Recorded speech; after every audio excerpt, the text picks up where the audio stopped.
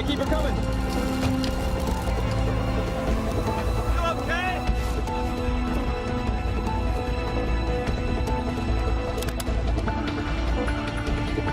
Send me down the computer.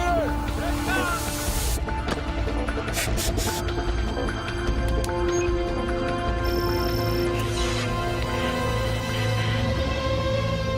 My name is Richard Lieberman. I am the scientist in charge of, I was the scientist in charge of Yellowstone Volcano Observatory.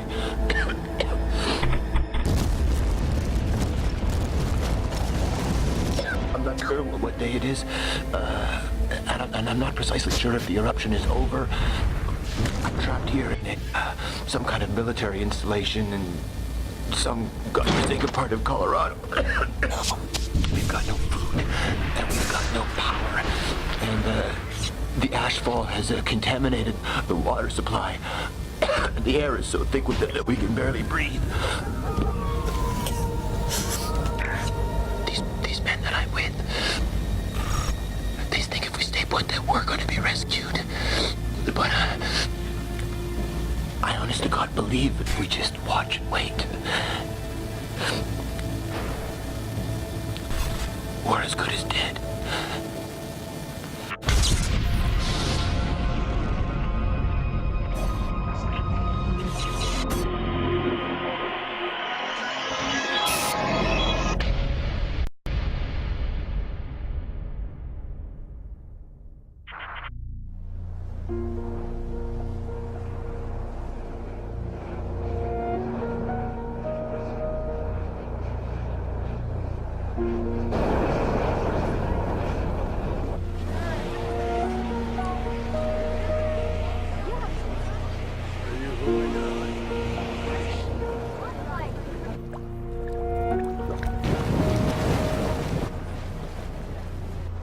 Before it all happened, many visitors to Yellowstone were blissfully unaware that it was volcanic.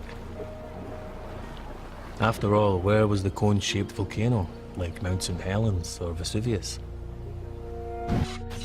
They didn't realize that they were actually standing on top of it, that beneath their feet was one of the largest volcanoes in the world. The truth is, we were only just beginning to understand the workings of the park ourselves. And Virgil, the virtual geophysical imaging laboratory, well, that was going to help us.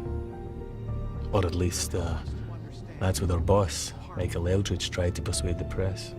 With it, we can input data from seismometers, GPS instruments, and video cameras strategically positioned around the park to produce a living, breathing 3D model of what's happening here at Yellowstone. Virgil can also help us to understand the park's beating heart. The vast reservoir of red-hot molten rock that lies just a few kilometers beneath where you're sitting now. The sleeping dragon that powers all of the geysers and hot springs, mud spots and steam vents that draw people here in their millions every year.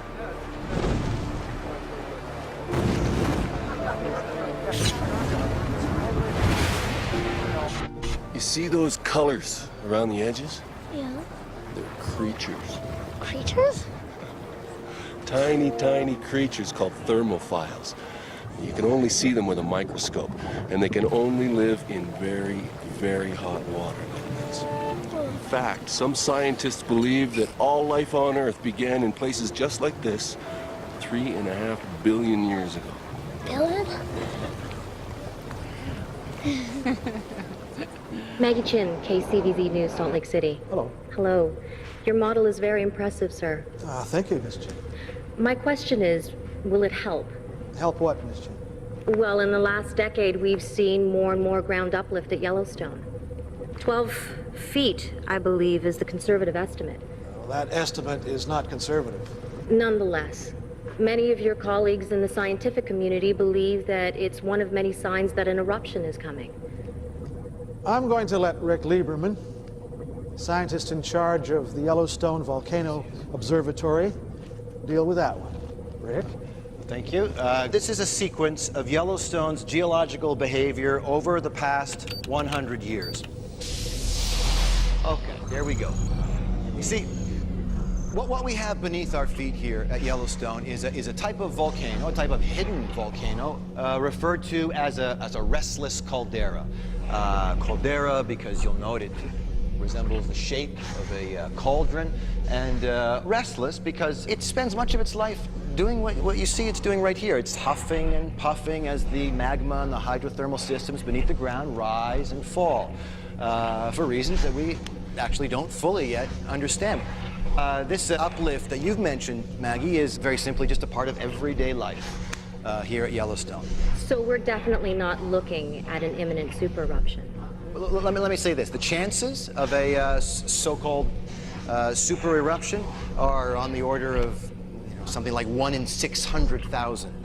In fact, it's more than twice as likely that an airplane will crash into your backyard.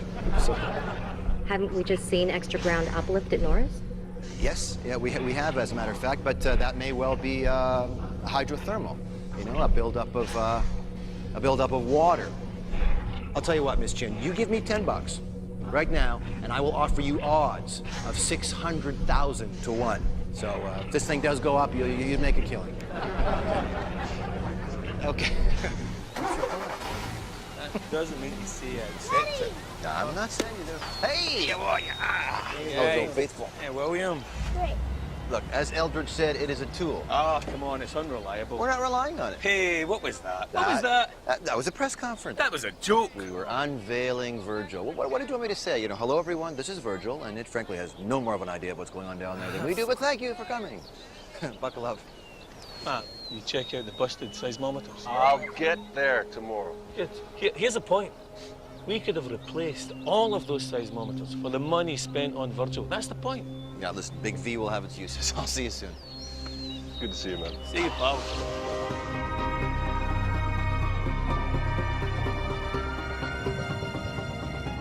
Listen, I need the coordinates of the Taiwan quake. Yep. Kaohsiung region. Yeah. Hey. 5-7. Yep. 3-3. Okay. This thing takes up far too much space,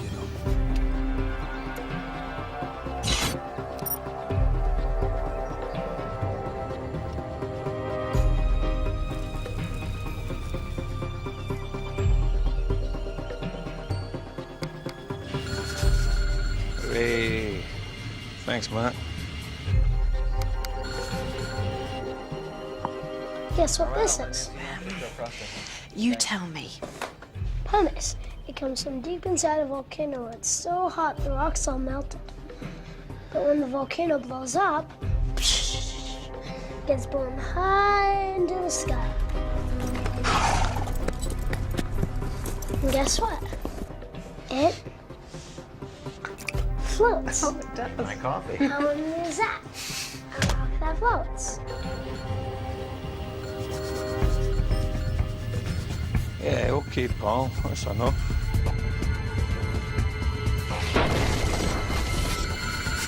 Hey, I found out about flights. They said it's fine at 7 months. Oh, come on, Fee. Honey, we just flew to Yellowstone back. Yeah, I know, but that way you were with me, and B, you weren't in the air for like 11 hours.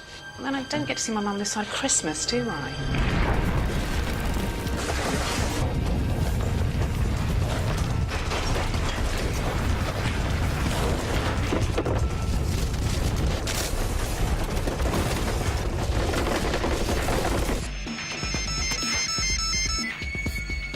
What is it?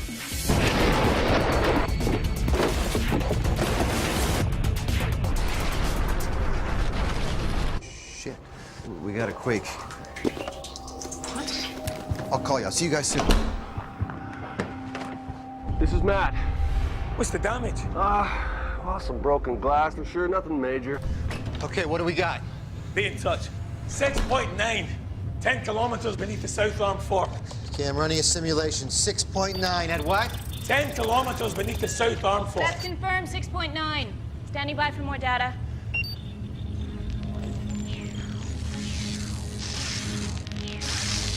Give me the webcam images of the fishing bridge area. Over, say the last 5 minutes. Whoa, go back.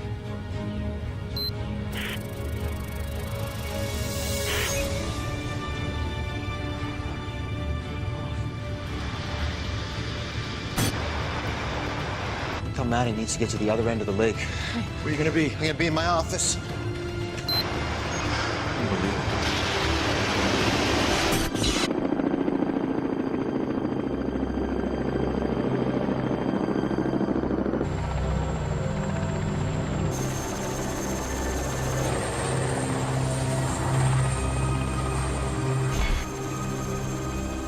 Fortunately, due to the remoteness of the area, damage was limited. But tragically, 9 bodies have been recovered so far, 3 of them children. All from the fishing bridge area of the park. As well, 43 people have been taken to hospital with various injuries, some of them life-threatening. I'm going to hand you over now to Mr. Rick Lieberman of the USGS, then we'll take some questions. Rick? The earthquake, a 6.9 on the Richter scale, occurred at 12:13 local time, centered at a depth of 10 kilometers beneath Mount Sheridan, at the southern end of Lake Yellowstone. The earthquake triggered a landslide off the South Arm Fork, which in turn caused a tsunami wave to hit the northern shore here a few minutes later. All indicators suggest that this quake was not volcanic, but was tectonic in its nature, caused by a grinding together of the Earth's plates along a known fault line. The pattern of aftershocks of decreasing magnitude is consistent with this type of seismic activity. Any questions? Is it true Old Faithful is stopped? Yes, that is true. However, ground movement can both block and unblock hydrothermal features. Has there been any effect on the uplift at Norris? No, not that we've seen at all, no. Are you still sure that there isn't going to be an eruption, Mr. Lieberman? As I've said, Miss Chin, this earthquake was not caused by volcanic activity, as far as we know. We are increasing our alert status to yellow, which, as you know, does mean watch. Yep. Does that mean you're not ruling out an eruption? Look, Miss Chen, Yellowstone has sometimes as many as 3,000 earthquakes every year. None of them followed by eruptions. Now, everything points to this being a one-off tragic accident. The truth? We had the Hebgen Lake earthquake in 1959, a couple of miles from Yellowstone. 7.5 in the Richter scale. Massive landslide, 29 dead. And it didn't indicate a damn thing. Again in 1975. Mag 6, it didn't either. I mean, hell, I'm a politician, not a scientist. The USGS guys tell me it's another Hebgen Lake. I gotta take their word for it. You know? You go on the available facts. Problem was that with a place the size of Yellowstone, we didn't have all the available facts.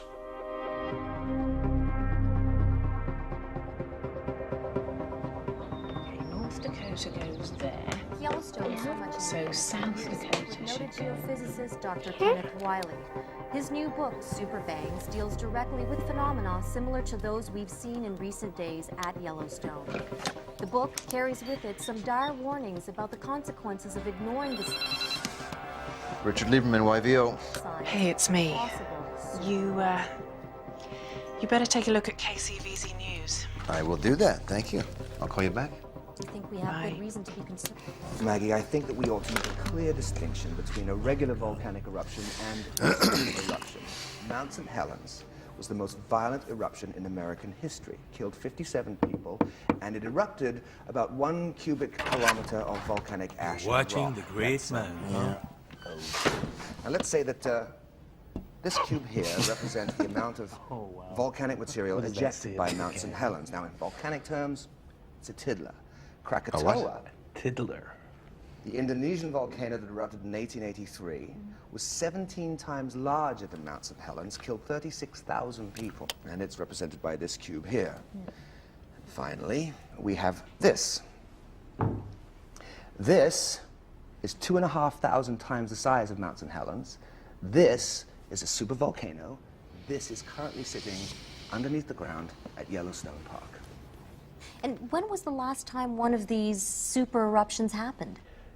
About 74,000 years ago, in a place called Toba, on the other side of the world, Sumatra, Now, the volcanic eruption there was so vast, it created a volcanic winter, plunged the world into darkness, and all but wiped out the human race. Missed one, though, didn't it? And Yellowstone has produced eruptions on this sort of scale before? Oh, yes.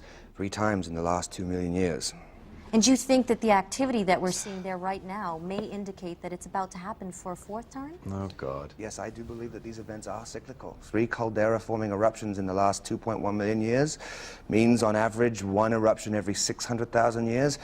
And we haven't had an eruption like that at Yellowstone for 640,000 years now. In other words, we're overdue. No. Yes, I believe that. Oh, jeez. I believe that the warning signs are there, if you care to read them. Thank you, Dr. Wiley. You're welcome. Thank you, Dr. Wiley. God. I know he's your brother-in-law, Rick, but the guy's a total numpty. That's not a good thing, right? No, that's not good, no. We were trying to monitor something so vast that it was almost incomprehensible. The park itself is over 2 million acres, and somewhere within that was the volcano. But for the longest time, we couldn't figure out where. Then in the 80s, NASA took some aerial photographs of the park, and these photographs revealed the volcanic crater for the first time. It turns out we'd been looking on the wrong scale. This crater measured 85 kilometers by 45, big enough to hold the largest city in the world, Tokyo. Population 18 million.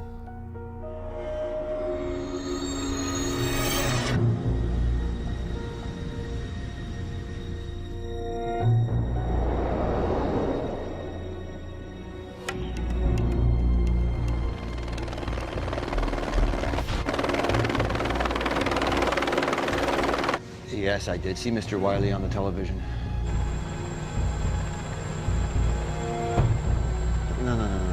No. Approximately every 600,000 years, sir. I mean, with a conservative margin of error, we could be up by 100. And I'm telling you, sir, we're not hiding anything, all right? Everything we know is out on our website. How's it looking, Matt? It's looking good, normal. I'd like to make a couple more passes, though. Sure, no problem. No, sir.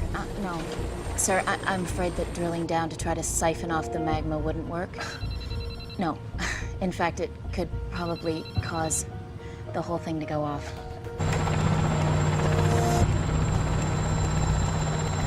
Yeah, I don't like that. Can we get down there? It's all true.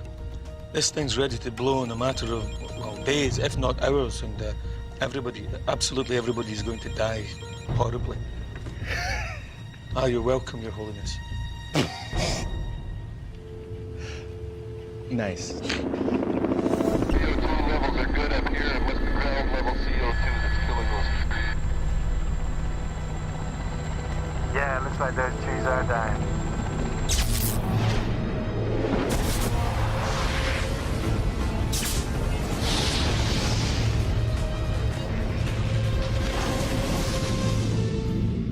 Is there or is there not a magma chamber underneath Yellowstone National Park? Yes, Ken. Yes.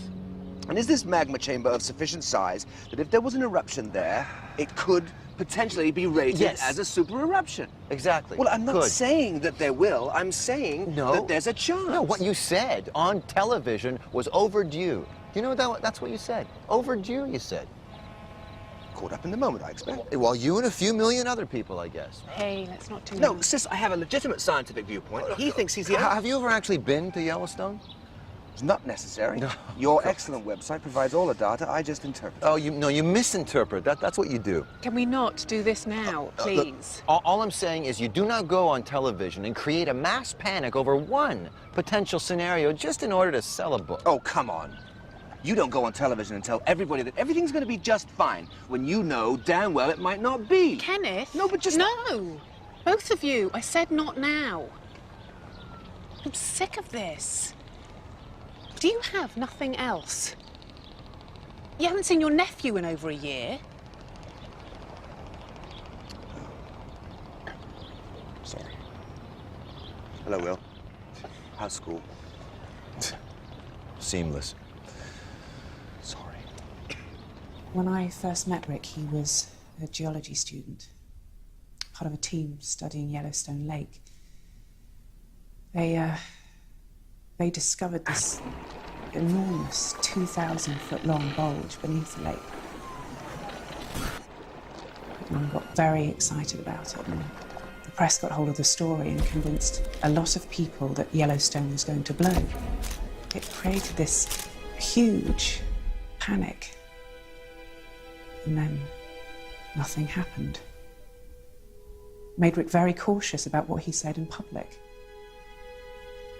And then when he got the job as scientist in charge, people paid even more attention to what he said.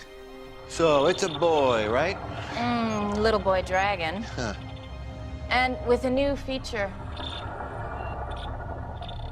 Show me.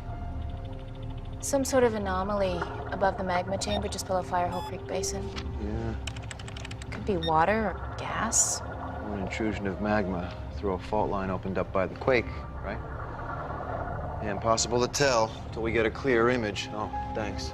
We're still processing all the data from the KOS Sunquake. Oh, God, that was days ago. Yeah, I know. Listen, Matt's found a section of dead pine to the northeast of Sour Creek. You got a visitor. Hang on. Northeast of Sour Creek Dome, along a ring fracture of the caldera rim. CO2 or heat? CO2, suffocating the roots. The magma's only 2 to 3 kilometers deep at that point. Yeah, or less if it's rising.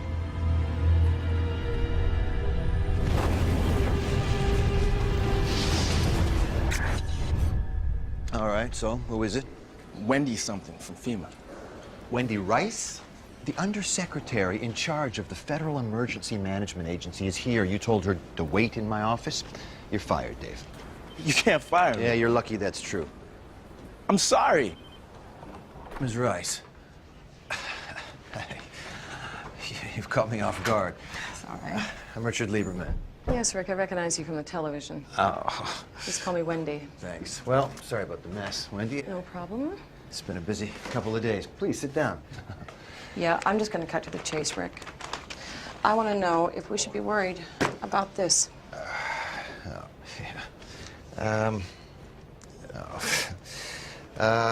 Based on the data that we're getting, yes, there are indicators that there could be an eruption. Or it could be business as usual at Yellowstone.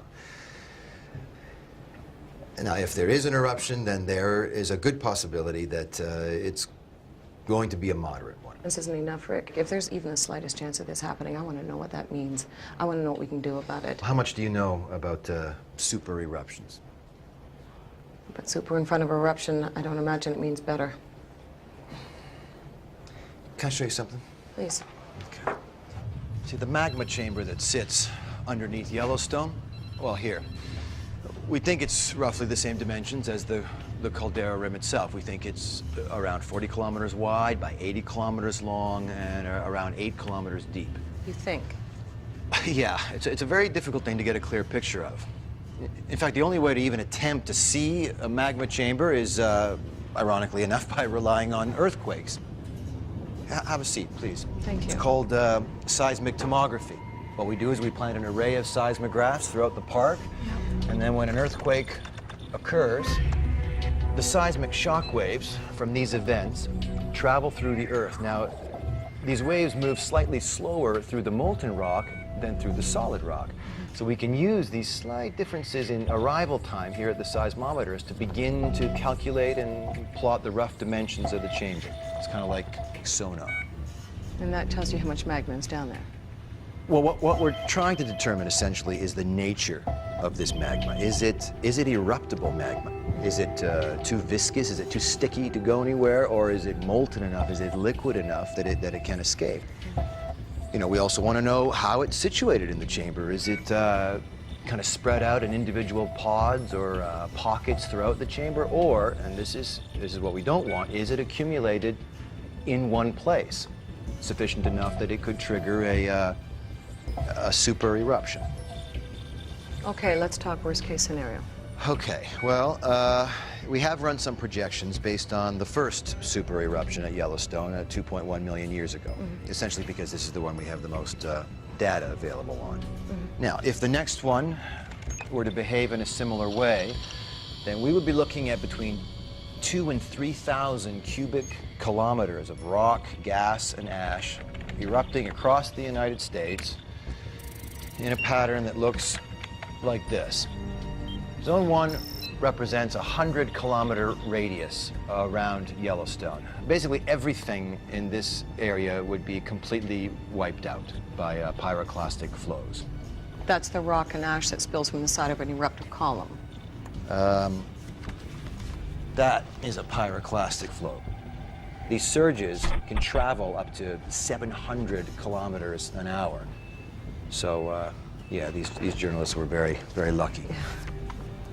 Yeah, this woman was caught at the edge of a pyroclastic flow. You see, these surges can reach up to 800 degrees Celsius. Anyway, yeah, that's what happens to anyone that's within the first 100-kilometer radius of the volcano. Now, out here in zones 2 and 3, virtually everyone and everything in these two areas will be trapped by extremely heavy ashfall. That's roughly 3 million people. Yeah. And here out in zone 4, we're talking about ashfall of around 15 centimeters. Now, 15 centimeters, that doesn't sound like a lot, but you add rain to 15 centimeters of volcanic ash, and that is certainly enough to collapse a roof. And then, you know, in zone 5, it gets down to around 5 centimeters of ashfall. This is a huge area covering most of the grasslands. Any animals that happen to be grazing there. And that's also the grain belt, of course, so that's all the food gone. And then zone 6, we tail down to around 1 centimeter of ash extending out to the eastern seaboard. A centimeter. I read it takes just 1 millimeter to close an airport. Yeah. See, the thing that people don't understand about volcanic ash is it's not like ash from your backyard barbecue. It's rock. It's abrasive, it's pervasive, it's destructive, it shorts out electrical equipment, it clogs machinery, you name it. And it's also extremely tiny. It's 100 microns across. It's so tiny you can inhale it, and when you do, it combines with the moisture in your lungs and forms a cement-like mixture. You essentially drown in what's basically liquid concrete, so. Anyway, that is the worst case scenario. So you tell me, I mean, if an event like this were to happen, what is FEMA going to do? Is it going to happen? Is it going to happen? Yeah, it is going to happen. Is it going to happen in our lifetime? I don't know. And that is the most honest answer that anybody can give you, Wendy. I don't know. I simply don't accept that we were complacent. The big problem is that volcanoes are notoriously difficult to predict. Well, look at Mount St. Helens. In 1980, it erupted horizontally rather than vertically, took us completely by surprise, killed 57 people, including one of our own guys. Even with the best equipment in the world, and we had the very best, by the way, even then, you still got two big blind spots, timing and scale. You can't tell when, and you can't tell how big.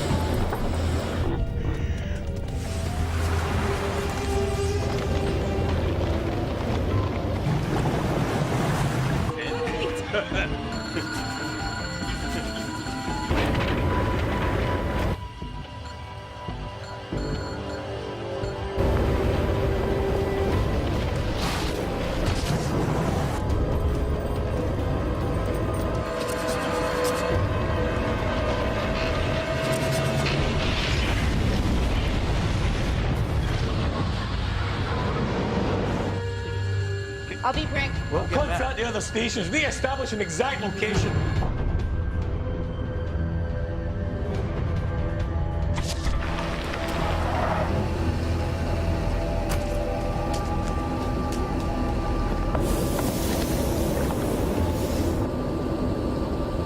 Mr. Lieberman! Mr. Lieberman! Mr. Lieberman! Mr. Lieberman! Yes. Are you still denying the possibility of a super eruption? Norris, as I've said to you before, Miss Chin, Norris was a hydrothermal event, and by no means a surefire indicator of volcanic activity. And certainly not on the scale that you are referring to. Nevertheless, we have issued a code red warning because we don't take these things lightly. Yes. Daddy. Yeah. He's getting famous. But you can't rule out a super eruption, can you? Looks hot. Likely as an asteroid strike, according to some experts. And half as unlikely as being struck by lightning, Miss Chin. And how many of us lose sleep over that? That's all the time we have. Thank you. Thank you very much. Much politics, not enough science. Okay, we ready to run this simulation? Let's do it. All right. So what I'd like to do is run through a couple of potential scenarios here. Hey, Rick, we've got another quake just over a mile south of Norris. Okay, how big? 1.9. 1.9, okay. Now, this anomaly that we've discovered near Norris, now this could be water and gas, as we know, or worst case scenario, it could be a new pod of eruptible magma. So I want to concentrate our simulations around this area and see what the potential damage could be, okay? So, option number one.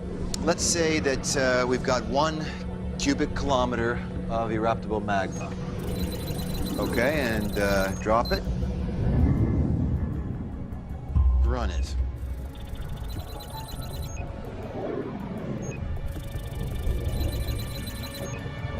No eruption.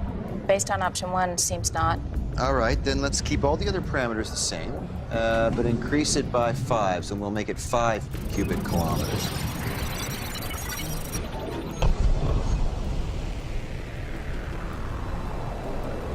Okay, how big is this? Moderate VEI2. VEI2, and duration? Over approximately 3 days. With that amount of magma, it could have been a lot bigger. Okay, let's increase it by another factor of 5 and make it 25 cubic kilometers. Okay. Whenever you're ready. VEI5. Mount St. Helens size. Right. So 10 times more magma, 1,000 times more eruption. Potentially. Okay, so let's increase it by another factor of 5 and make it 125 cubic kilometers. This time, let's just run it this time just from the hydrothermal blast. Sure.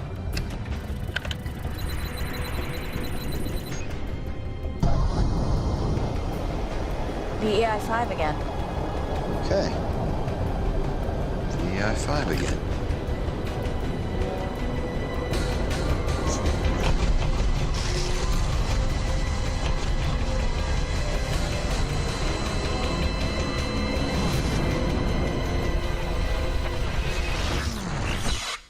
Whoa. What happened? Computer glitch? Okay, tell me what we just saw. All right, I'll say it. If we have a reservoir of meltdown there that's larger than 125 cubic kilometers, then this model is telling us that even a moderate eruption near Norris could destabilize the rest of the chamber and trigger a VEI8. Super eruption. That's great, great. And if frogs had wings, then they wouldn't bump their little green asses hopping around, eh? If there was a pocket of melt over 125 cubic kilometers, then a possible eruption at Norris may trigger further eruptions, which maybe, just possibly, could register as VEI8. Brilliant. Great. Jesus, you're letting yourself be spooked by a video game. Whoa. Just because there's a lot of magma down there doesn't mean that it's all going to come out. Big magma chambers can produce big eruptions, but they can also produce small ones. The real question is, what is the trigger that can set an eruption off. An earthquake, perhaps, opening up the roof of the chamber and allowing the magma to escape. But you see, many of the earthquakes at Yellowstone over the previous 600,000 years could have done that. And so far, not one had. To find out what was really going on at Yellowstone, we needed better images of the chamber. We also needed to see what was going on at ground level. We needed to be there. How close are we here from Norris? 25 kilometers as per handbook rules. Exciting, huh? Oh, yeah. Very exciting. With any luck, it'll erupt while we have such a good view.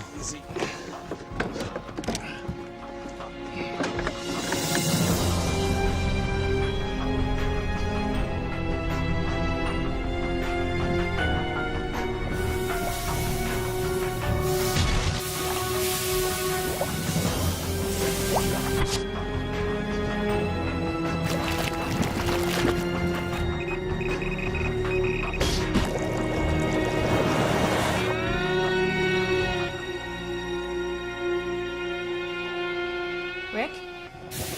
Yeah. Hey, it's Nancy. You better get up here right away. Okay. So where's this uplift concentrated? Here, Firehole River Basin. Miles from Norris. Hang on. The question is this rising magma or is this groundwater? I could make a plausible case for either. Yeah, I know you could. Another 2.2 to the northeast of Norris. That's the third today. So, we got another swarm coming? I need the SRI data for the entire park. Could we get more instrumentation down at Firehole River Basin? If we steal them from elsewhere. Well, steal them. The ground uplift, earthquake swarms, rising levels of carbon dioxide, and the hydrothermal event.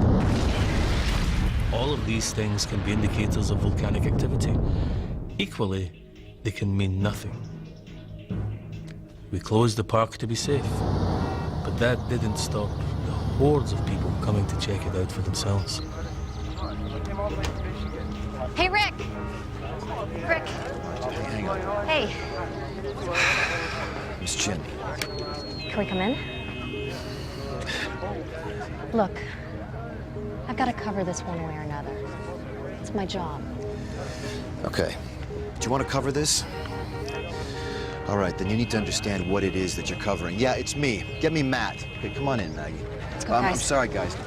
Not the crew, okay? Come on through. Just not the crew. It's me. We're going to give Maggie Chin the tour.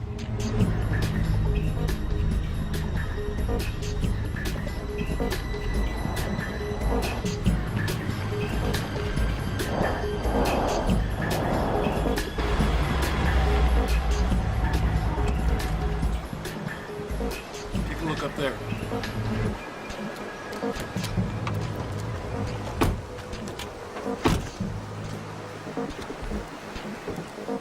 You're looking at the northwestern rim of the giant caldera. It's where the ground fell over 1,000 feet after the last super eruption. So we're in the volcano. Sure are. And I thought we'd take a little drive to the other side.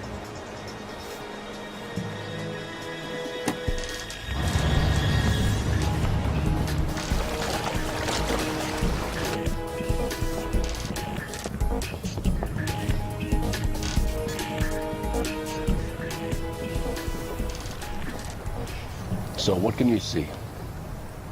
Yellowstone Lake. Okay. Now look out across the lake to that range of mountains on the far side. The Absarokas. That's right. How far would you say those mountains are from here? How far?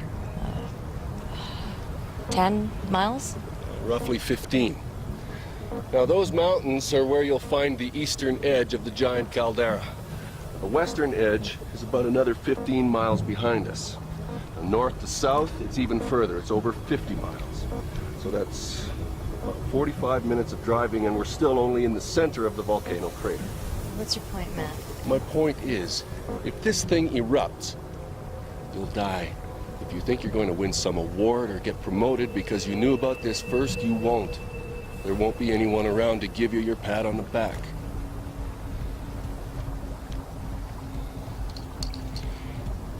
Ma'am, you need to get some perspective.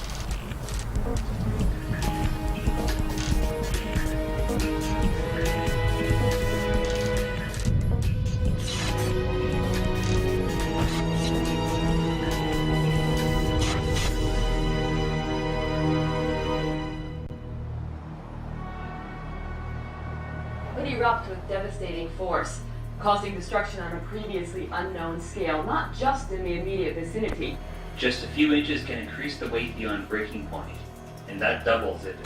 I wouldn't call it complacency exactly. I do think the USGS is being rather slow to react to certain threats that I think are serious. Every 600,000 years. You think that it's going to happen on our watch? I don't know. It's just a feeling. You feel it. You know what? It's not a feeling. It's more, you know what it is? It's a fear. Fear of what? It's a fear of not knowing enough to be able to predict something like this. It's the fear of knowing too much and not being able to do anything about that. You know, it's not something that we can afford to take a gamble on, you know? We look at numbers and graphs and simulations for answers. Well, what happens when we don't get them? Rick, it's different out here. There's a feeling that something's about to happen. But what do I know?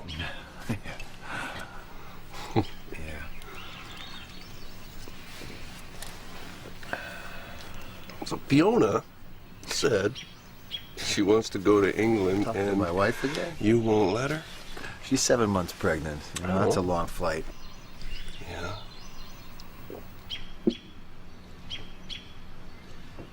Put her on the plane, Rick.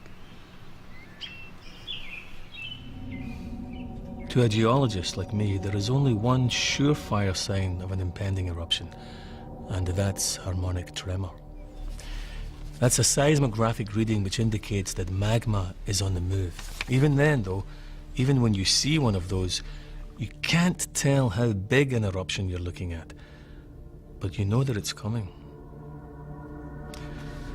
Well, on the 26th of June, for the first time, we saw just that. We saw harmonic tremor. And where is it? Norris.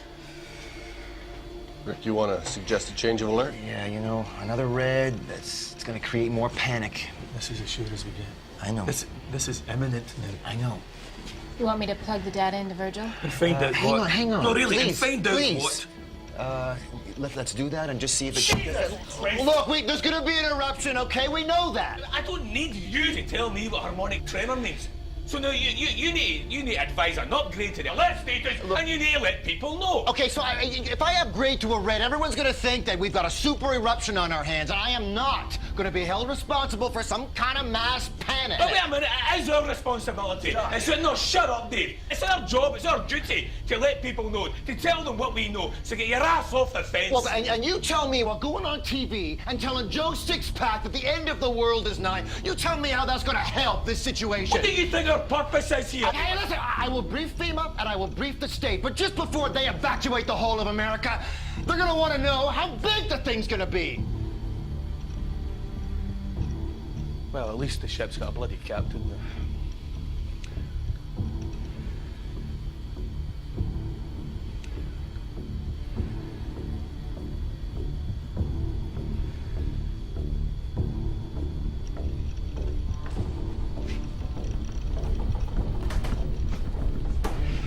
Guys?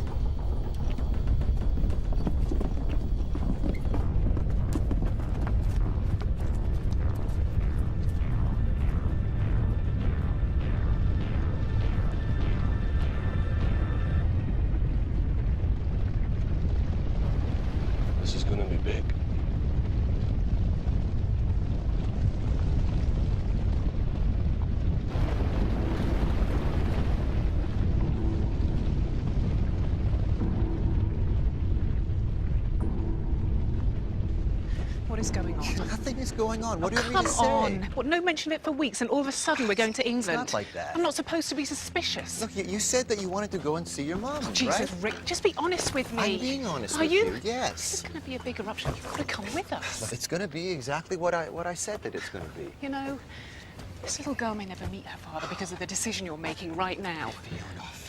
Come on, we all believe that this is going to be a moderate eruption. And yeah, things are going to go, you know, a little crazy in this country for a while because everyone's nervous right now. God, Rick. That's why I'd just be happier if you both were in London when all that's going on.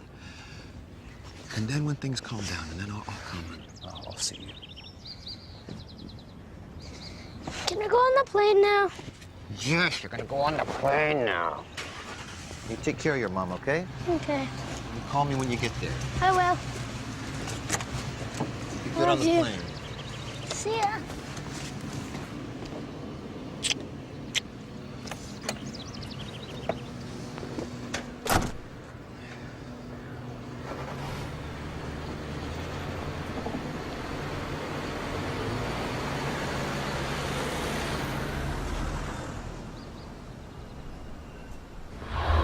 I'm going to refer you to our San Francisco FEMA office, and I want you to talk to Lisa Cochran.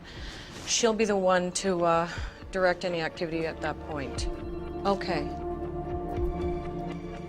One moment. Bring the center screen volume up. A leaked email seen by KZVZ confirms that the U.S. Geological Survey expects an eruption anytime soon, possibly within hours, and possibly with devastating consequences for America and the world. Oh, God. I'm Maggie Chin with KZVZ News, reporting to you live from Yellowstone National Park. The radius of 100 miles around the park is being evacuated amid scenes of chaos and confusion. Highway 20, the main route linking West Yellowstone to Idaho Falls, is at a complete standstill. Meanwhile, towns and cities hundreds of miles from Yellowstone are under siege as panicked buyers stock up on provisions like canned foods and water. Many stores have been forced to close early, prompting fears that violence will soon erupt. We have to shoot him, we will. We'll defend our property and our life. You do realize it's the worst possible way to come out, guaranteed to maximize panic.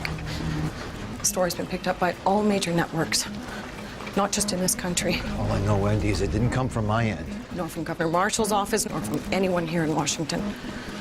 Still, we have to deal with it.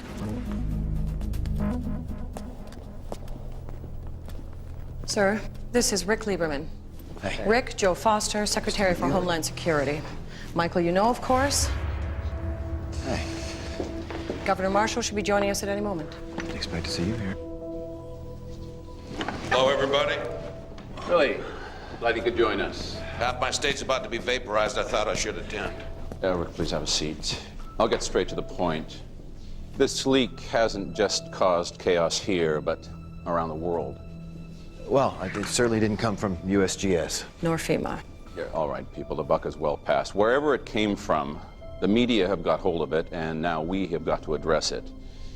So, Rick, what I'm going to ask you is very simple. I need you to make a statement ruling out the possibility of a super eruption.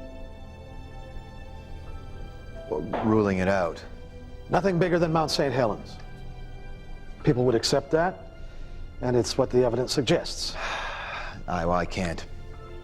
I beg your pardon? Well, I'm sorry, I can't say that. Why the hell not? Because our computer model now suggests that even a small eruption could destabilize the magma chamber and trigger a super eruption. Rick, I understand that, but you're talking remote possibility. No, I'm talking about... What I am talking about are hard facts. Fact one, there are food riots. People are fighting each other to leave the country. Fact two, the dollar is on its knees. Wall Street has crashed. Your country is going down the toilet, and you're telling me you're not prepared to make a statement to help stop that? Please, with all due respect, sir, Governor Marshall? Rick, every highway, every interstate in Montana, Wyoming, Utah, Nebraska, the Dakotas, Iowa, and Nevada is turning into a goddamn parking lot. Everybody's trying to get the hell away from Yellowstone. Nothing's even happened yet. Yet.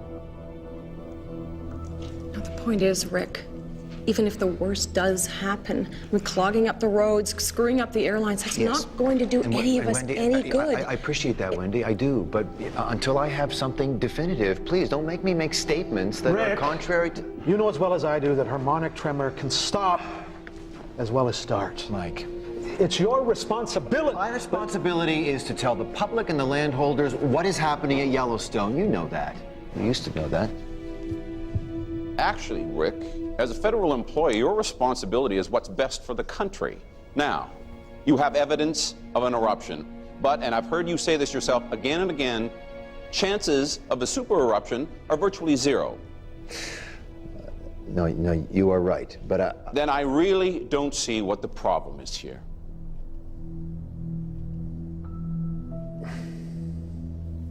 Thank you all. I'll see you in 10 minutes.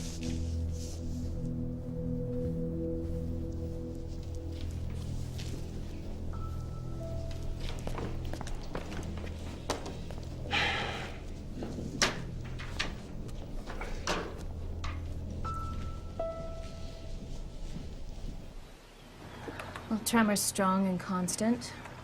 I'm plugging the coordinates into the seismic image. Okay. Should give us a clearer idea where the magma is. Good. Good. You get everything you need, Dave? I think so. Right. Well, enough to get me going until you guys join me tomorrow. Oh, we'll be out of here first thing. All right. Don't leave it too long. Don't worry. Okay. You out of here? I'm out of here. See you tomorrow. You take care, man.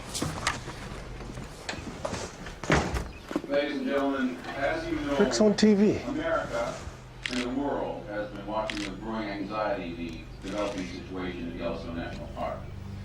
After a full briefing from the U.S. Geological Survey and in particular the scientist in charge at Yellowstone Volcano Observatory, Rick Lieberman, I can assure you all that after weeks of intensive monitoring at Yellowstone, they have gathered no evidence to suggest a so-called super eruption is imminent. Instead, the USGS believes that a small to moderate eruption, an event comparable in size to the eruption at Mount St. Helens in 1980, may be due.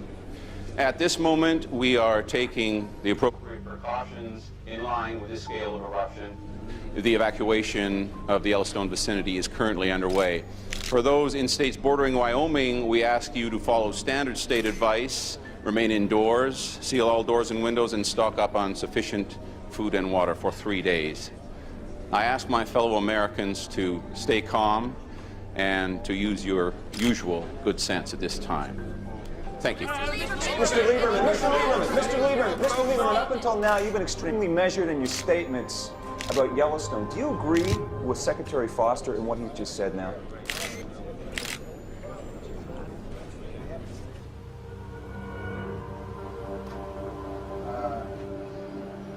Yes, I do. Thank you. What?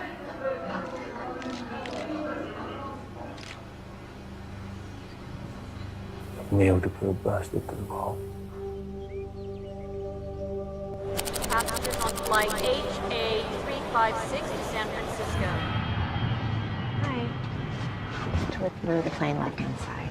Boarding pass, please. Oh. To left-hand side, sir, towards the rear of the plane. Okay, thank you. Hi. You're sitting up here? Oh. Hello there. No, I'm back there. Important business in Washington, and USGS has you sitting in the back of the plane. I recommend a sweet publishing deal. Big TV star like you. Yeah. Oh, there. I take it you had a gun to your head this afternoon? Yeah. You could say that. Fiona and William? Oh, they're on a plane to London. Oh, see ya.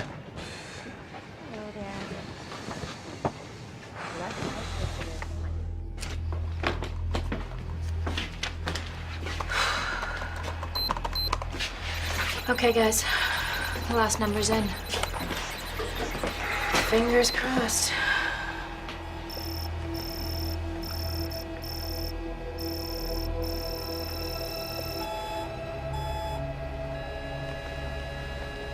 Just what are we looking at here? 1,500 cubic kilometers of melt.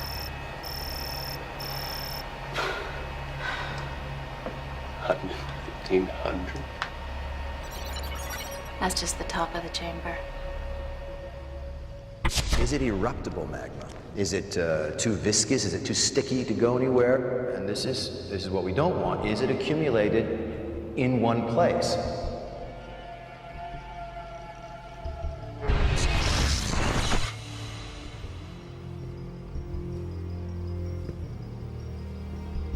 This model is telling us that even a moderate eruption near Norris could destabilize the rest of the chamber and trigger a BEI-8, super eruption. Jesus, you're letting yourself be spooked by a video game.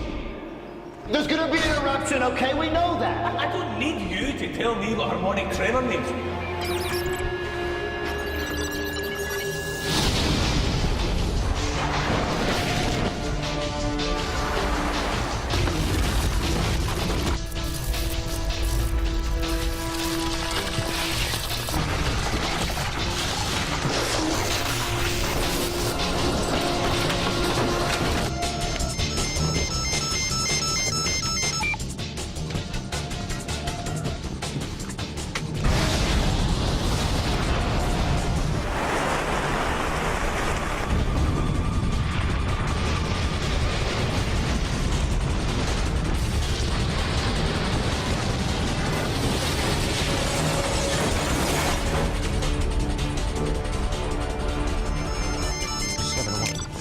Sorry. Sir, please sit down. The captain hasn't turned the fasten seatbelt sign off yet. Sir, there Field office. I need to speak to the captain, I have to ask you to turn your phone off. Jack! I think he's over here!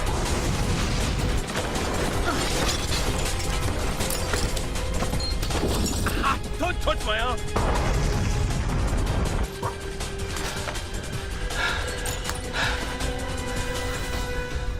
This is it, man. It started.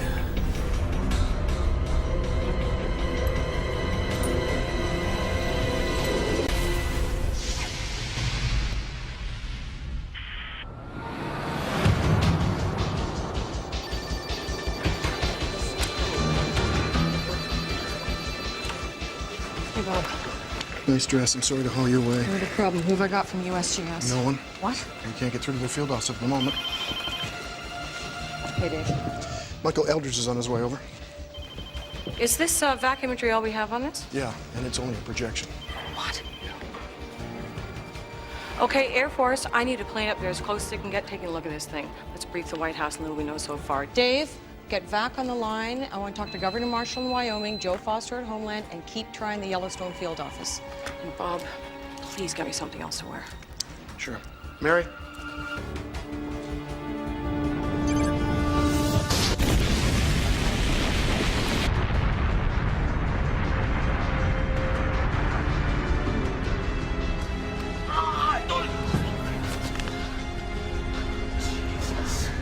You got the chopper. You need to take a look, man. You need to see what's going on. Make contact with Dave. Let him know what's happening. Go.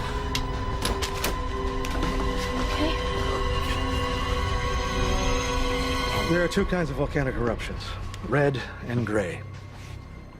In a red eruption, the magma, it's actually called lava when it's erupted, flows freely from the ground. You've seen it on TV, this slow-moving flow of molten material. It's damn destructive in its own way, but slow, very slow. You can literally outpace a lava flow without breaking a sweat. Not so with a gray eruption. What you have there, you've got magma trapped by overlaying rock, okay? The pressure builds and builds to the point the whole thing blows. The magma under pressure turns to foam and gas, which bursts upward in a vertical column at twice the speed of sound, 50 kilometers up into the stratosphere. Sir, there are no cell phones Field permitted office. on this aircraft. I understand. I need to... Sir, I have to ask you to turn your phone off.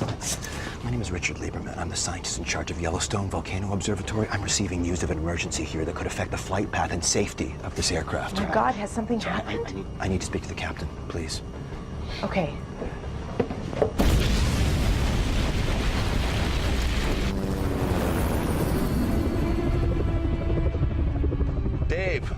Dave, this is Matt.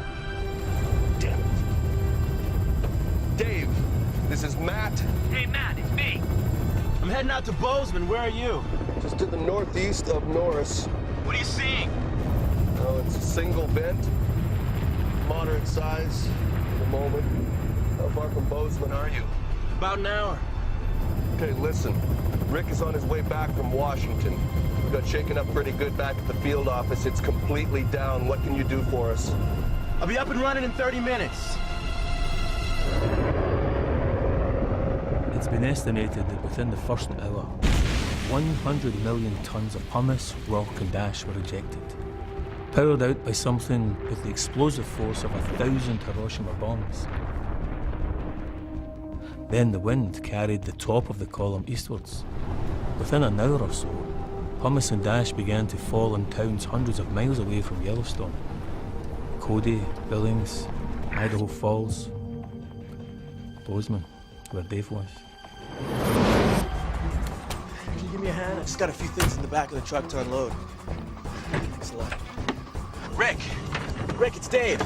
Dave, listen. Has this seismic activity, has it triggered an eruption? Yeah, Matt said it's a single vent. Okay. Dave, I need to determine the size of this vent. I need to do that as soon as possible, all right? All the equipment's down, and Matt can't get a clear view from the chopper. Just put that down anywhere. I'm booting up a link to... Please, tell me you have a high-speed data port. Oh, yeah, it's right over there. Oh, thank God. Thank you. Sorry, Rick. Yeah. I'll have a satellite uplink in a few minutes. Should be able to see the ash cloud, and I'll patch in the back. Okay, listen, Dave, I need you to talk to Michael Eldridge in Washington, okay? Get a hold of him, just, inform him about what's happening, and tell him that we need him to declare red level 3 emergency, all right? You got that? Red level 3. I got it. All right, and if this vent gets any bigger, anything else opens up, then I need to know about that, Dave. Will do, boss.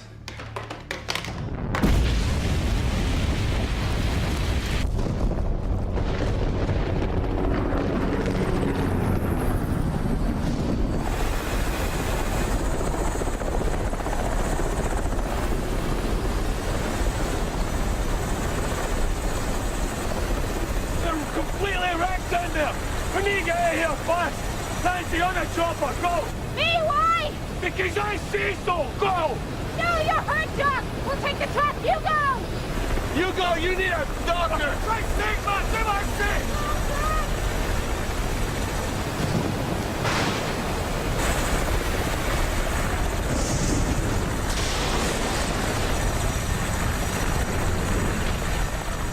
The biggest danger from an explosive eruption is the pyroclastic surge. It happens when the pressure of propelling the eruption column up into the air fluctuates for just a second, and part of the column spills from the side of the volcano. The surges from Mount St. Helens flattened every tree within miles and killed over 50 people. Let's just say we weren't going to hang around to watch that happen at Yellowstone. Get going!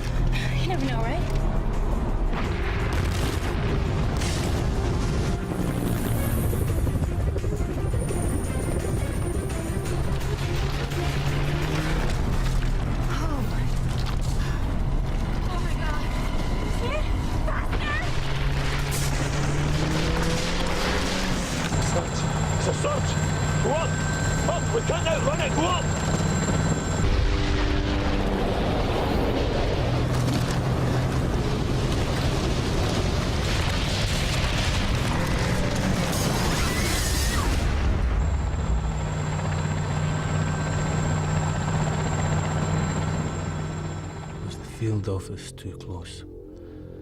With hindsight, yes, but you have to be close to get accurate information.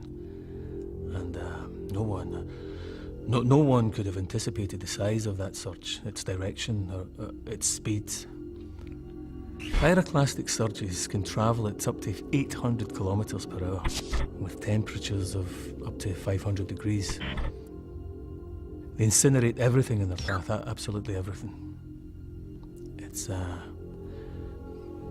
hell coming towards you. They didn't stand a chance. All of them? Are you sure? Yes, I'm sure. I just talked. Oh, Jesus. All right, where's Jock? Mm-hmm. No, I'm walking into FEMA now. Just hang on.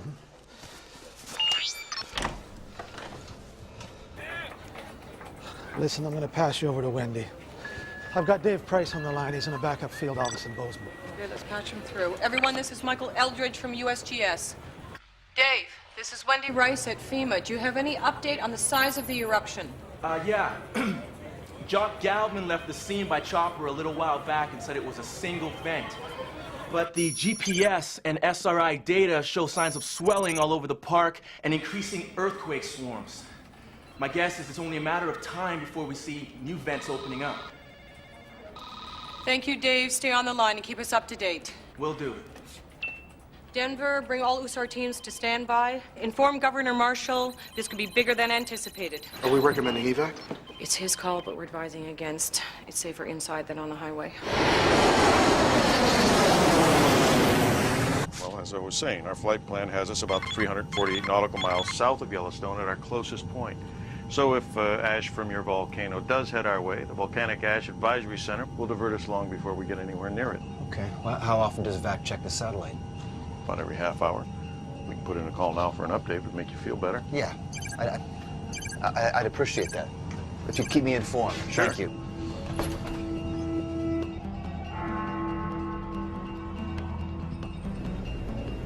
We're just getting reports, unconfirmed so far, of a major volcanic explosion in Wyoming in the United States. Will! Early reports from Wyoming say the eruption has killed literally thousands of people. Many cities near the volcano in the Midwest have been destroyed. Authorities now fear a humanitarian catastrophe on an unprecedented scale.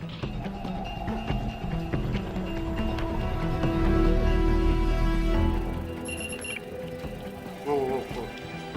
Boise, Idaho's reporting a citywide blackout. I'm getting reports of rolling blackouts west of Yellowstone. Ash, fall on power and relay stations.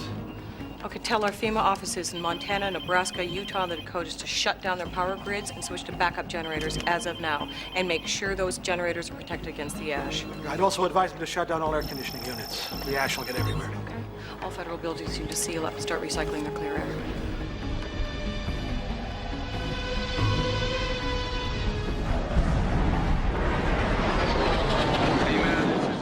Trigger 2, over. Go ahead, Trigger 2. I'm now monitoring the eruption column at level 500. Indications are below about 290. The wind is westerly, but above that it bears around to 7 or northwest. Over. Hank. You got those coordinates? 290, the wind is westerly.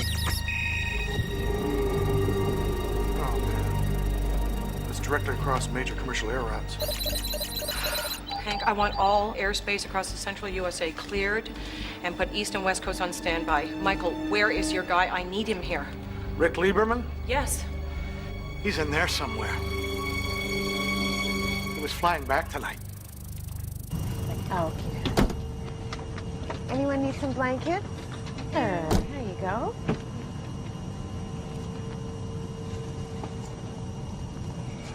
So, it's a single vent. Single vent? Yeah.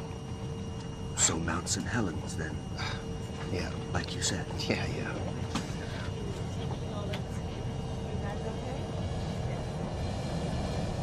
What's that? What? That smell. Sulfur. Oh, geez.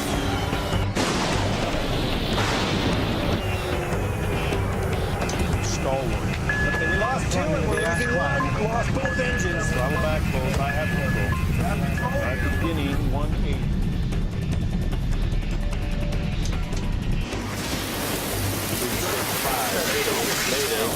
Lost both engines. Lost both engines. You have control starting 180. Denver Center, which is Harper Hill.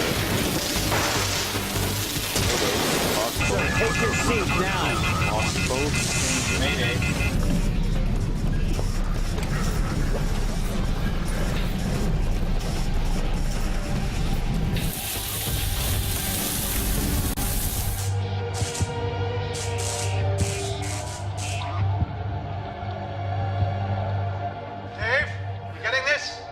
Yeah, I got it.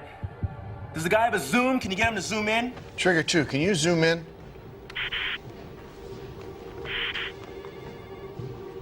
Wait. Whoa. Hey, you see that, Michael? Another one. Yeah. Yeah, that's vent number 2 opened up now. While it was just a single eruptive column, there was still a chance that things would be okay. But the second eruption,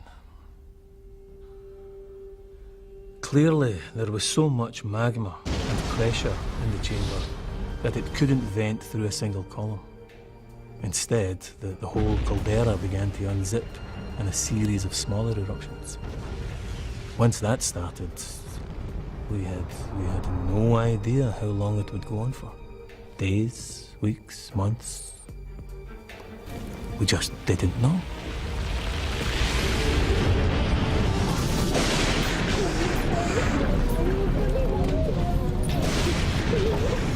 Wing anti-ice. Engine anti-ice.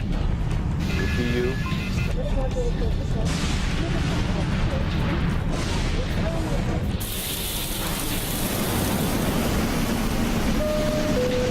Ladies and gentlemen, this is Captain Frank.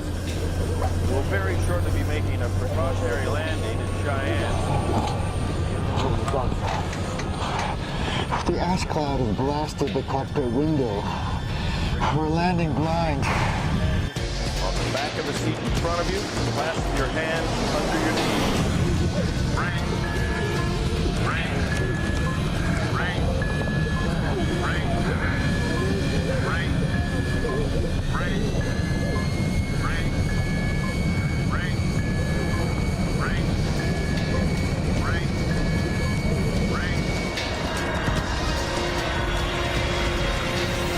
On average, worldwide, about 4 planes each year unexpectedly fly into ash clouds. And on that night, 35 did, and that was just over the U.S. Flying into one of these ash clouds is worse than getting a dump truck full of sand thrown into your engines, because volcanic ash, well, it's rock. The ash melts over fuel nozzles, a turbine, various engine parts. The really amazing thing is how often the engines survive and restart once you get back into clean air. So we were among the lucky ones. We got down in one piece. And by the time we did get down, no one else was taking off anywhere.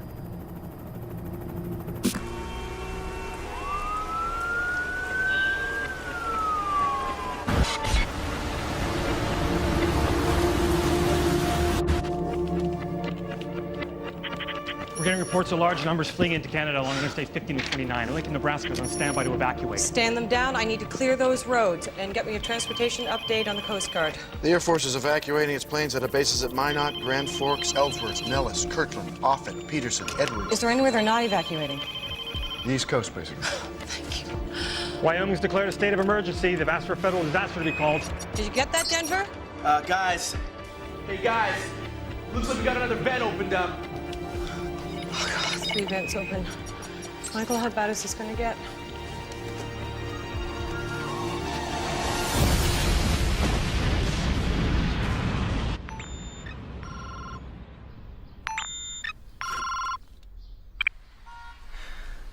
Hello? Hey, it's me. Rick, where are you? What's that noise? It's sirens. Listen, Yellowstone's erupted. What? I can't talk now. I'm with Ken, and we're making for the FEMA office in Denver. Denver? What? When I get there, I'll call you. No, wait a minute, Rick. Listen, you know, I feel... Hello? Rick. Are you there? Rick.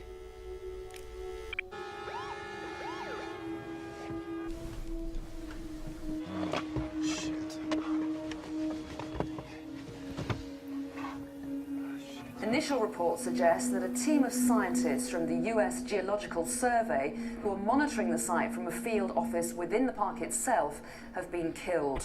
The local towns of West Yellowstone and Bozeman are being evacuated amid scenes of panic and confusion.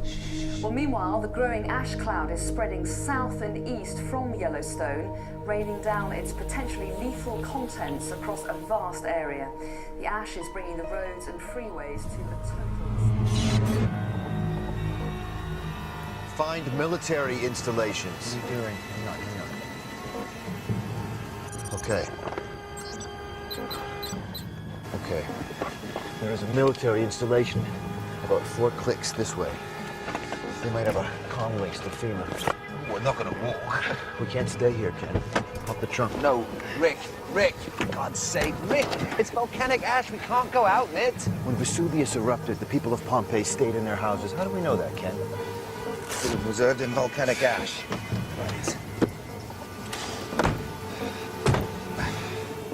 We'd already seen from previous eruptions, Mount St. Helens, Montserrat, Pinatubo, we'd already seen that the terrible damage that even small amounts of volcanic ash can do.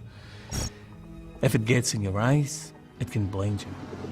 When it's breathed in, it will mix with the moisture in your lungs to form a suffocating cement. It's also unbelievably dense. Just 20 centimeters can collapse a roof, half that amount if the ash gets wet. Only people living within a 100-kilometer radius of Yellowstone had been evacuated. Everyone else, caught under the ash cloud, was in serious danger. Dave, are you getting this? Yeah, I'm seeing it. 2 more vents makes 5. I'd say the caldera is definitely opening up. What do you think, Michael? I concur with that.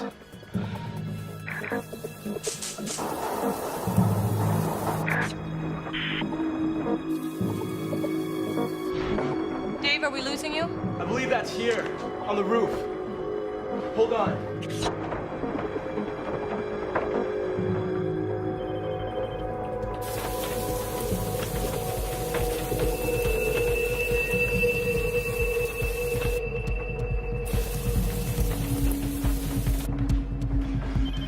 Thomas, coming down hard. Dave, you gotta get out of there now. What, and go where? Well, you got a secret highway no one knows about? What about the people in the motel? Some have gone, but most are staying inside hoping to ride it out. Man, I'm just hoping the room service guy's still around.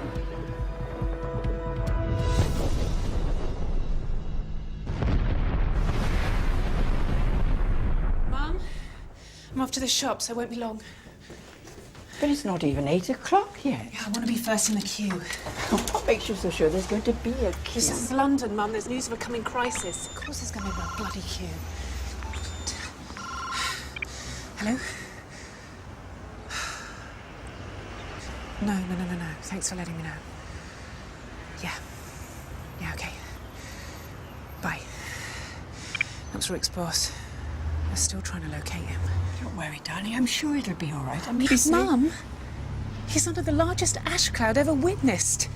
So is Ken. Do you not get it?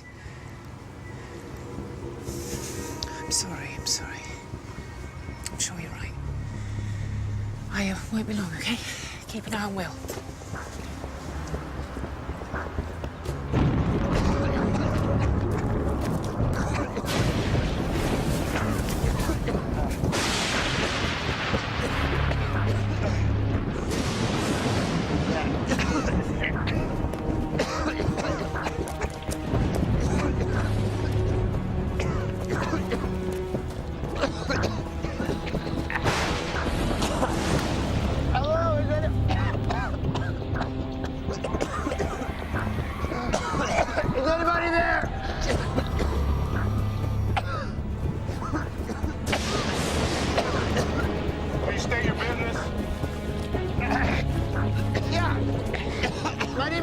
Lieberman!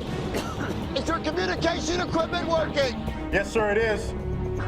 You need to contact Wendy Rice at FEMA in Washington. It's Richard Lieberman, YVO. Just hold on a second. There'll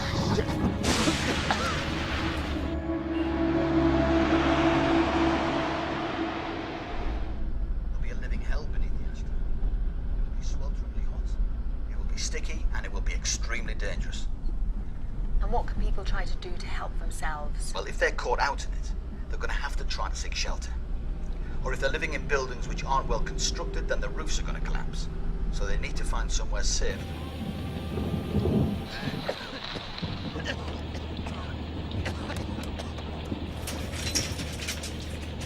Yeah. She's here. Don't hang out. Wendy. Wendy Rice. Let him in. Give him anything he wants. They found Rick Lieberman.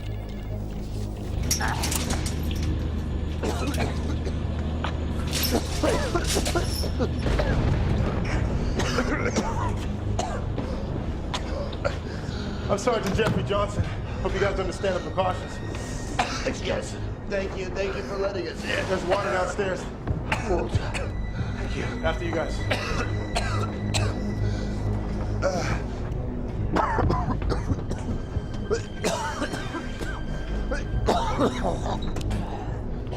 Follow me. What is this place? It's an old Cold War bunker, sometimes used as a relay station for NORAD. Are you based here? No, sir, I just service the equipment. I tour all these sites, spend 2-3 days in each one. You've got food and water? For 5 days, for one man. Meanwhile, panic buying strips shelves across the Midwest as fear grows over the duration of the Yellowstone eruption. Financial markets have been... 臨時ニュースが入ってきました。アメリカ・ワイオミング州イエローストーン国立公園の巨大噴火はやっと沈静化した模様です。 No sé aún es la escala de la erupción. Las próximas horas serán críticas y Estados Unidos se prepara para soportar. This is what I call a GG, a global geophysical event. It's going to affect everyone on the planet. The government has to start planning now for how we're going to eke out the supplies we have because, well, we really are in for a hell of a time.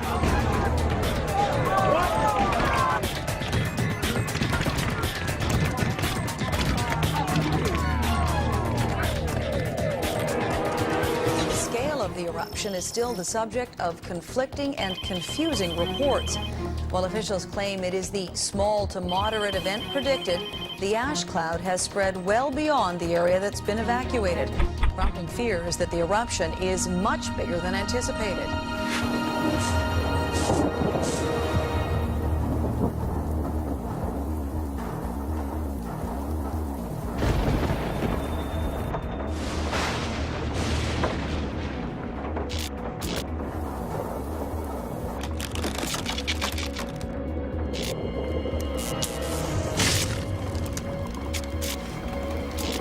God. I can't believe I forgot about that.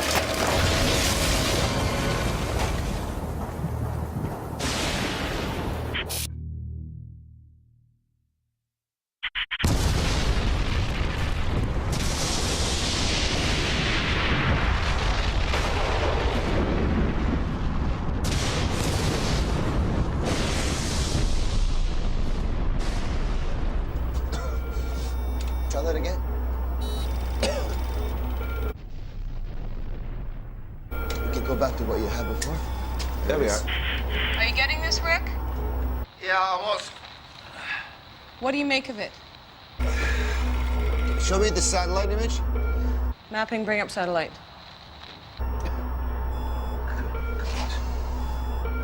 Okay, go closer. That's amazing. Okay, can you give me the thermal image?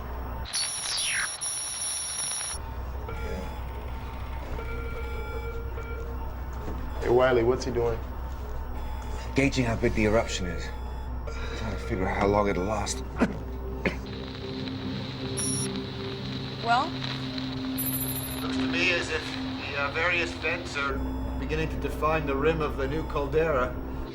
So I suspect that eventually they'll all merge to unzip themselves into a single massive vent. Rick, can you give me any idea of how long this eruption will last?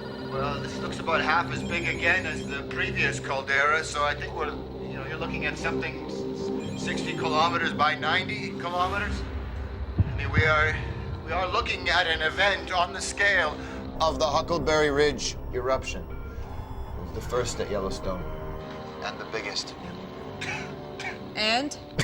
And if that ejected 2,500 cubic kilometers of material, then we have to make some kind of estimate for the rate of ejection, and then you do the math, and you got your duration. Give me a figure, Rick. Say that again? A figure. Give me a figure. What, you want me to guesstimate? Yes. We're looking at a duration of...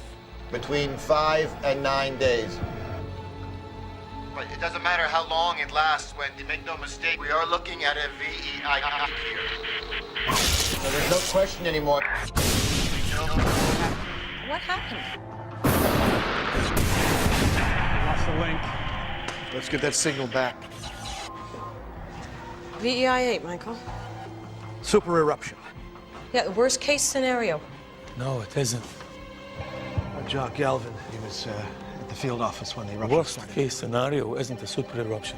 The worst case scenario is a super eruption which goes on and on. If a volcano ejects more than 1,000 cubic kilometers of magma, it's a VEI 8. The magma chamber under Yellowstone has the capacity of 25,000 cubic kilometers. Problem is, we don't know how much of that is eruptible magma. But that is what will dictate whether this eruption goes on for days or for weeks.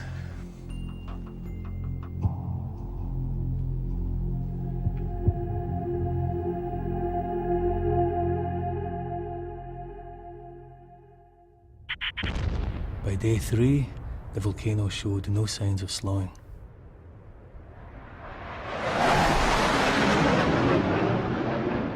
The ash cloud had covered 3/4 of the United States.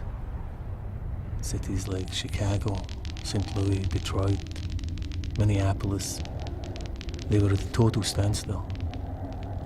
Roads, railways, airports were all closed. The power supplies failed. The water was polluted. Every day it moved eastwards by another 150 kilometers. And all we could do was sit and watch.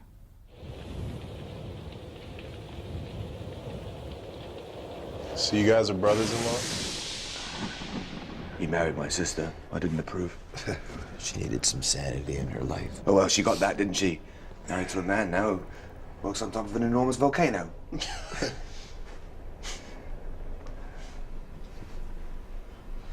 Where's she now? Fiona. She's in London. Well, at least she's okay. She's not okay. She's not okay. And as long as this eruption continues, there's nobody on the planet that's going to be okay. Can't afford to think like Oh, that, can come on. Toss a coin. Heads we live, tails we die. It's that random, Rick. Don't you try and be reasonable. Not now. Can. Oh, come on. We're running out of water. We're running out of food. The air is slowly turning to poison. You believe in God, sir?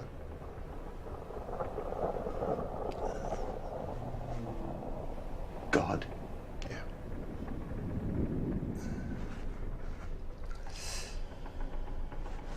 You think, you believe that this is all God's wrath, Johnson? I believe in his mercy. Oh, nice. Well, you can go outside and you can tell those hundreds of thousands of people who have just died in this sudden, cataclysmic eruption of God's mercy. It's not helping. I'm not man. trying to help, Rick. You expect optimism at the end of the world, huh? Well, if that's what it is, then you should probably go upstairs and take a big gulp of air then. Because otherwise, what are we sitting down here for? Are we delaying the inevitable? Is that what we're doing?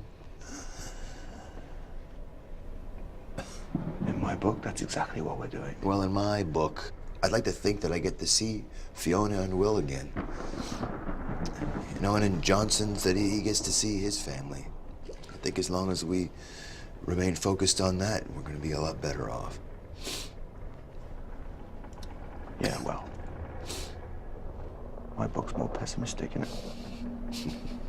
Yeah, well, your books always are. L'eruzione possa essere contenuta o se ci troviamo di fronte ad uno dei peggiori disastri. We have no clear idea of how long it might last or what devastation it might reach. تشير آخر الأنباء إلى أن الحمم والصخور التي قذفها الانفجار البركاني. Listen to the advice of your local emergency services. Follow it. May God be with you all. Hundreds of thousands of US citizens are homeless as they've fled from the ash cloud that now covers 3/4 of the country. Thousands of others have been trapped in their homes, and the Federal Emergency Management Agency admits it could be weeks before they can get aid to them.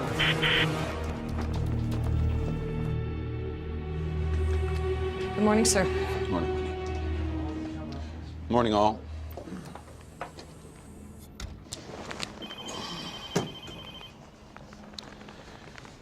One hour ago, Air Force One took off from Andrews en route to a military bunker in Florida. That information does not leave this room. You can't run a country under several feet of volcanic ash, but some sections of the media will still say she's running away. Now, can we get to business? Wendy, how many people in the fallout zones? About 25 million.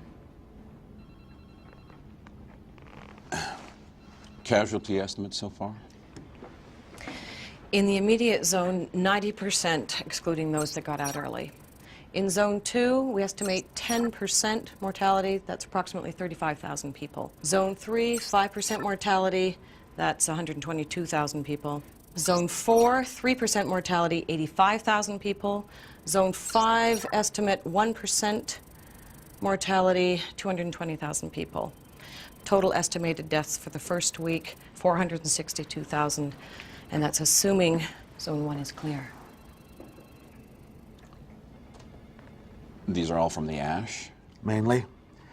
Either directly from ash inhalation or indirectly from roof and building collapse, power failures, especially in the hospitals, ash-related accidents.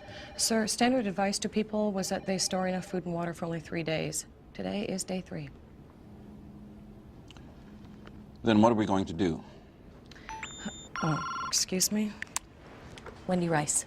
Look, even when it ends, we won't be able to fly for weeks with the ash still blowing around. So what are we actually talking about? You find a way. You don't just write off 25 million people. Good. Put him through. We've got Rick Lieberman here. Rick, can you hear me? Yeah, hang on. Yeah, we got you. Rick, we have 4 more vents open since yesterday. All right, has Dave been able to model these? We can't raise Dave. Say that again? I'm sorry, Rick, we can't raise Dave. Secretary Foster here, Rick. We need to know how long this eruption is going to last so we can plan how to rescue 25 million people. With all due respect, Mr. Foster, I think you've got to change your game plan. What you have told people is to stay put and to sit this out and to wait for your help. I believe there's simply no realistic way for you to honor that, sir. And I think that if you do, people are going to die waiting for you. You need to retract your advice.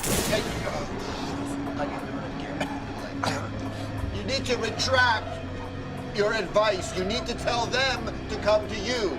Mr. Lieberman, FEMA will draw on every resource possible to rescue these people. That's our federal obligation. No, sir, this is not about protocol, Mr. Foster. This is about survival and nothing more. I mean, when this ashfall stops and the air starts to clear, the people who are trapped are going to, like we are going to start walking. They're They're going to start walking rather than stay here and wait to die. And they're certainly not going to make it, sir, without your help. You need to help us.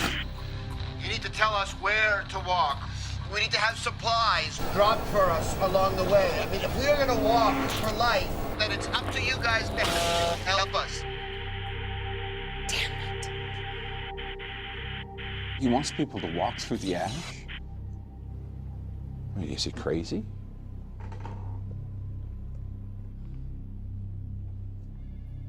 The added complication was that 8 out of 10 FEMA centers who would normally help to coordinate the rescue were out of action because they too were under the ash cloud. It was only the very eastern and western coast with a very fine covering of ash who were still functioning. So we had to look outside for help with our allies, South America, Europe, Australia. But you see, it was about that time, 3 to 4 days in, that people outside the U.S. started to wake up to the fact that this wasn't just our catastrophe. It was theirs too. They could see it because that was the time it took for the sulfur aerosols from Yellowstone to go right around the globe and start a global disaster. Meanwhile, the first effects of the disaster are being felt closer to home as skies turn red over large areas of Britain due to the huge concentrations of sulfur dioxide released by the eruption. Ash has been reported on cars and buildings all over the country. Well, how serious these effects will become largely biggest threat to life in the USA at the moment. The new twist has been the onslaught of really heavy rainfall. When you get big eruptions like this, tiny ash clouds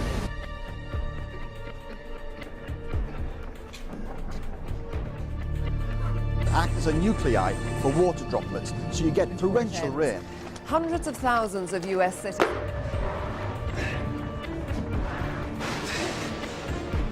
Lahars from the volcano swept 23,000 people to their deaths. Thousands of others have been. Well, how serious?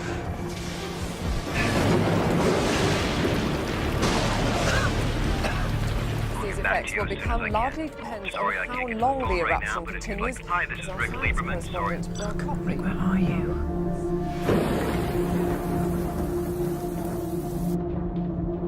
I just keep thinking, could I have done something different? Should I have done something different? Just been more decisive or stronger if I could have, made the call earlier. Maybe that would have changed things. Maybe that would have saved some lives. I guess that's up to other people to judge. And my family, it's them who will be left with the fallout of that. These men that I'm with, they think that if we stay put, that we're going to be rescued. But I honest to God believe that if we just watch and wait, honest to God think that we're as good as dead.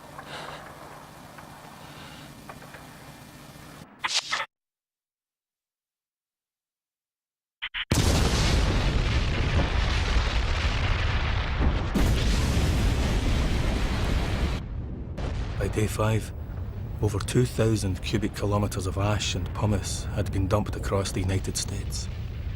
2,500 times more than the fallout from Mount St. Helens. But that was only about 10% of what was in the magma chamber.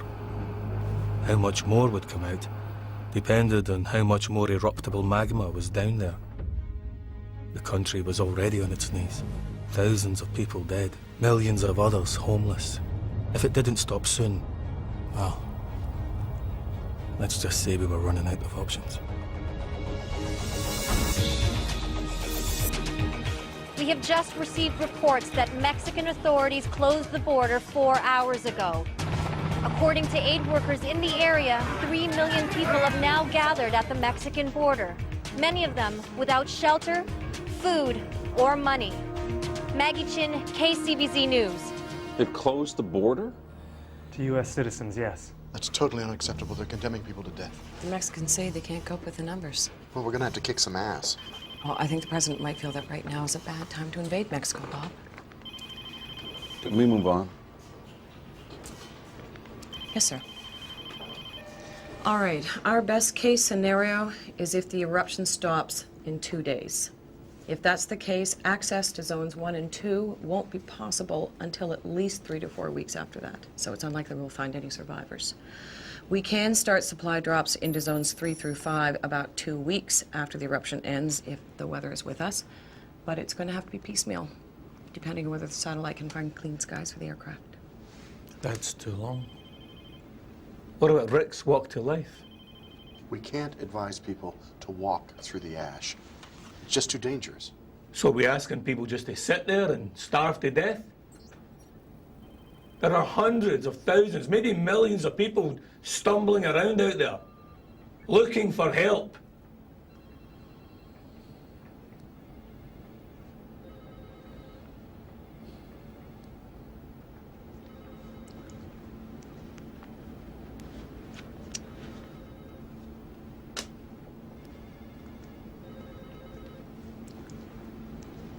Sir?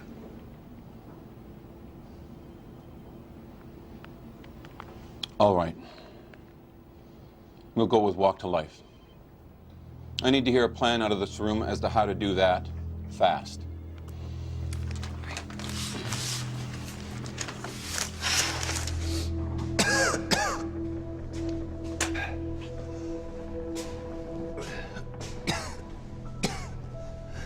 Well, still raining. Ash? Save the battery. We're gonna need it outside.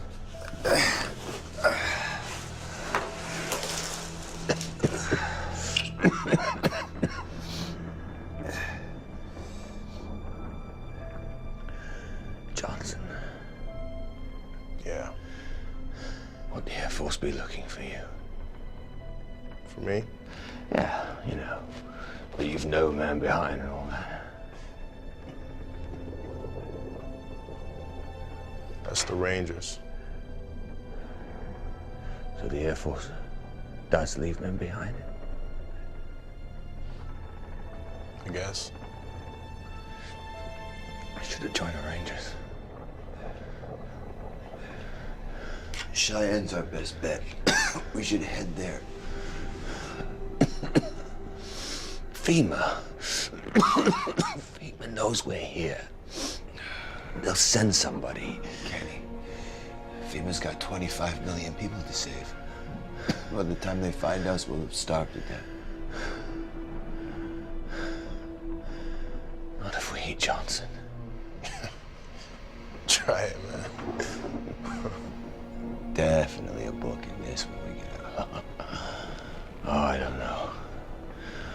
One doesn't like to say I told you so.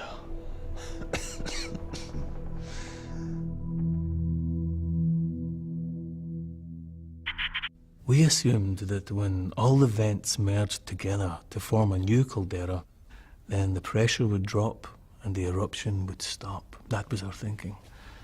Then, on day 7, our seismographs began to pick up massive quakes, and we realized that the ground within the new caldera rim was beginning to collapse into the empty space left by the ejected magma.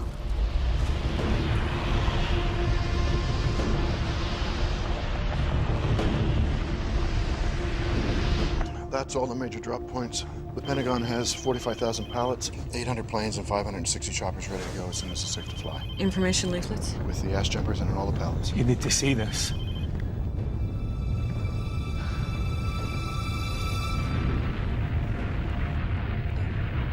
Does this mean... This means that the pressure holding the eruption column in the air is beginning to drop. It's a good thing. It's a good thing. And now to the news that America has been waiting for, the end of the supervolcanic eruption at Yellowstone National Park.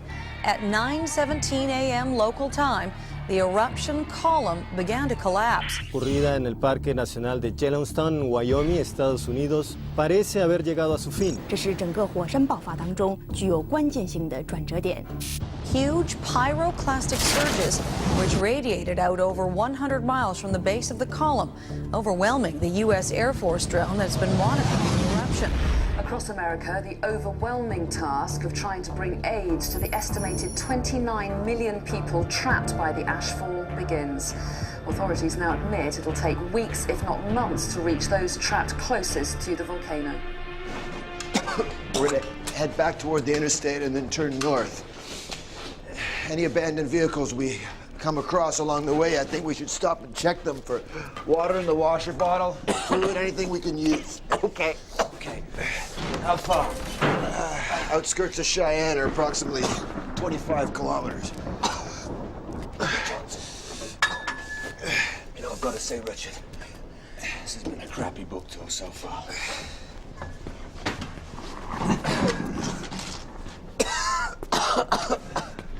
Flashlight. Ready? Okay. Come on. Come on. Up.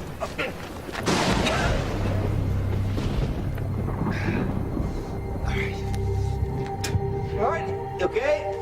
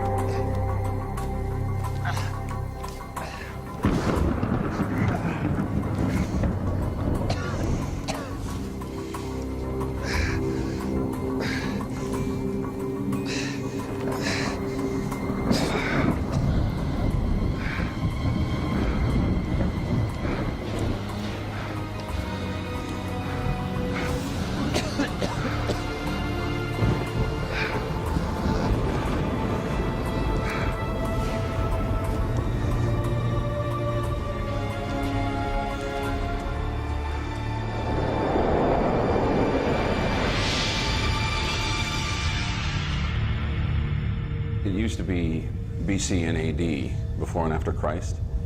Well, now it's BY and AY, before and after Yellowstone.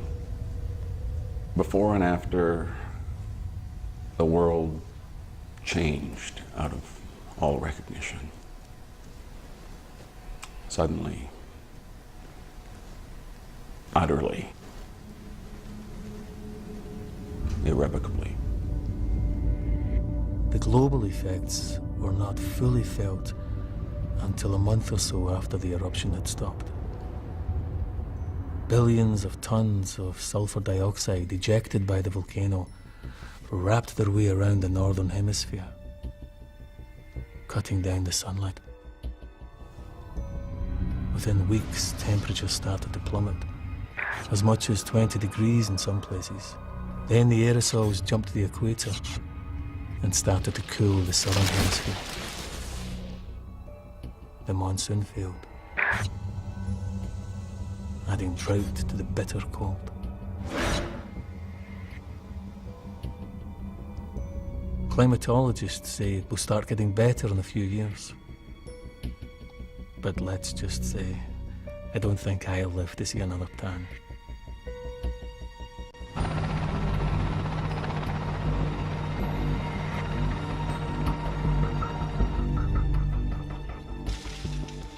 Clear up the scale of what we still have to do all this time on.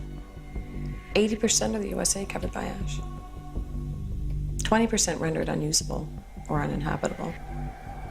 Cities and towns permanently abandoned.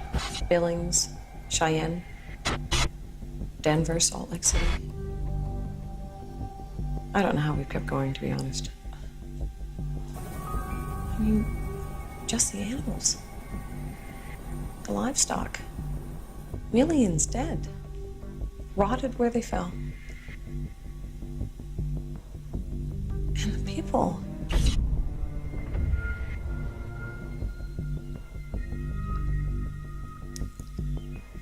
If it hadn't been for Walk to Life, 7.3 million lives saved. That was an achievement. And it was Rick's achievement.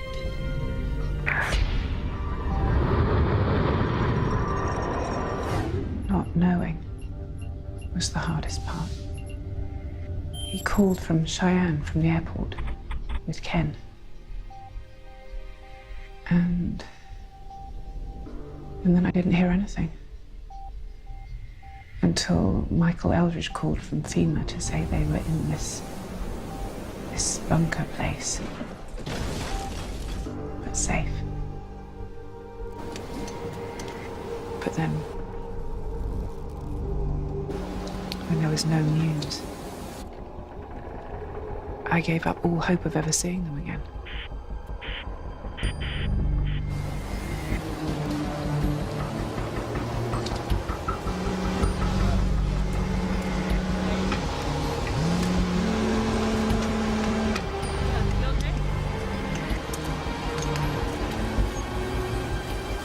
Sir, I believe this is yours.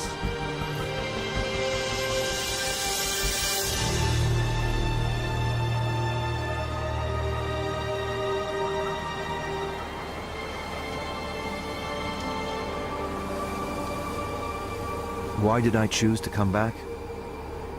It's hard to say, really. To face the reality of what nearly happened, I suppose. How close we actually came to never leaving this place at all.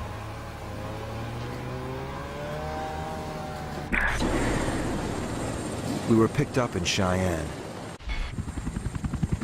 And when the ash finally stopped falling, we were transported to Denver,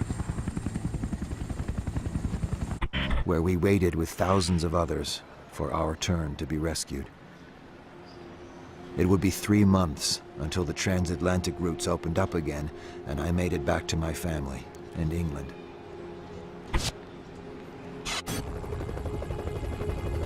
But I soon realized I couldn't stay there. Not until I'd seen for myself what had happened to Yellowstone. The place I'd spent my whole life trying to understand.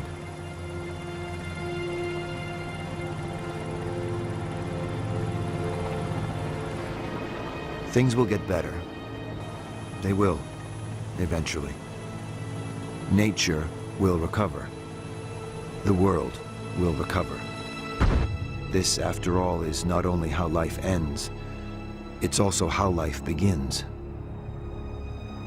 And one day, someday, Yellowstone will erupt again. But not on my watch.